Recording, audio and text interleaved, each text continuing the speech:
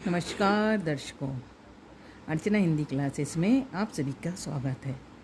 इससे पहले हमने आपको विशेषण गुणवाचक और संख्याबोधक विशेषण बताए थे। आज हम आपको परिमाणवाचक विशेषण और सार्वनामिक वाचक विशेषण बताएंगे। सबसे पहले है परिमाणवाचक विशेषण।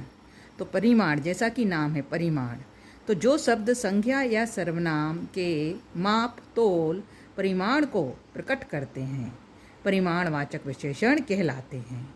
ये दो प्रकार के होते हैं, एक है निश्चित परिमाणवाचक विशेषण और एक है अनिश्चित परिमाणवाचक विशेषण। पहला है निश्चित परिमाणवाचक विशेषण।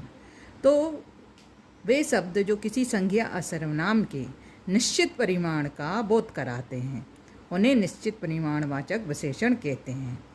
जैसे 4 लीटर दूध, 1 कुंटल गेहूँ, 10 मीटर कपड़ा, 10 ग्राम सोना। तो इसी इन सभीयों में जो हमने जैसे उदाहरण बताए एक निश्चित परिमाण को दर्शा रहे हैं, इसलिए ये सभी किस में आएंगे, आपके निश्चित परिमाणवाचक विशेषण कहलाएंगे। दूसरा है अनिश्चित परिमाणवाचक विशेषण। तो जिन विशेषणों से संज्ञा या सर्वनाम के निश्चित परिमाण का ज्ञान ना होकर अनिश्चित मापतोल का ज्ञान हो वो अनिश्चित परिमाणवाचक विशेषण कहलाएंगे।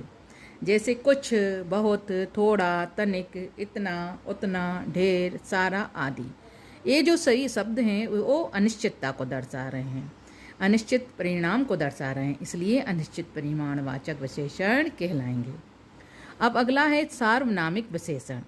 तो जो सर्वनाम अपने सार्वनामिक रूप में ही संज्ञा के विशेषण के रूप में प्रयुक्त होते हैं वो सार्वनामिक विशेषण कहलाते हैं। जैसे उस कलम को उठा लाओ, कोई सज्जन आए हुए हैं, कौन सी किताब तुम्हें चाहिए, जो आदमी कल आया था वह बाहर है।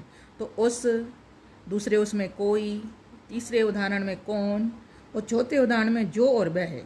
ये सभी शब्द क्या दर्शा रहे हैं, सर्वनाम सार्वनामिक रूप में संज्ञा के विशेषण के रूप में प्रयुक्त हो रहे हैं, इसलिए ये सभी क्या कहलाएंगे, सार्वनामिक विशेषण। यहाँ आपका विशेषण जो 4 प्रकार के होते हैं वो समझा दिए। विशेषण की क्लास खत्म हुई, अब अगली क्लास में हम पुनः मिलेंगे। बने रहिए अर्चना हिंदी क्लासेस में। धन्यवाद।